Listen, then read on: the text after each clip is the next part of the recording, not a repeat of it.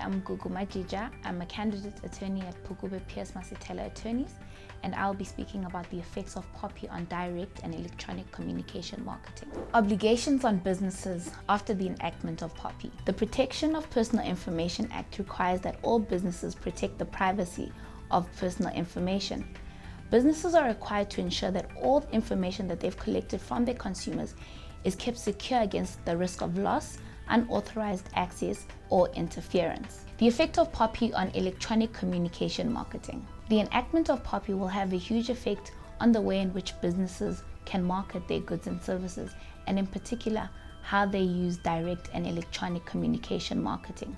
Keeping in line with the provisions of the Consumer Protection Act, it is important that businesses remember that in terms of POPI, they are prohibited from processing the personal information of consumers for the purposes of marketing via electronic communication. For example, via SMS or email, unless the consumer has been made aware of such communications and has given their consent to receiving such electronic communication marketing.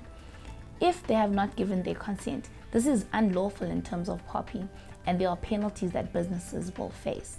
The right of refusal. Consumers have the right to refuse any unwanted marketing communication, whether it be in the form of SMS, automated calls, or spam emails. It is essential that businesses provide the consumer with the option to refuse unsolicited marketing communication, and such marketing communications should include the identity of the sender. Where personal information was obtained for a specific purpose, it should only be used for that purpose. It would be unlawful to use the personal information of the consumer for something completely unrelated to what the consumer had consented their information be used for. Information security, protecting your information. Businesses should have adequate information security. This includes having privacy policies and systems in place in order to properly monitor and process personal information where consent has been given or where consumers have decided to opt out of receiving electronic communication marketing, and generally processing the personal information of consumers where such information is stored on their systems. Businesses should be mindful of the manner in which they market their goods and services.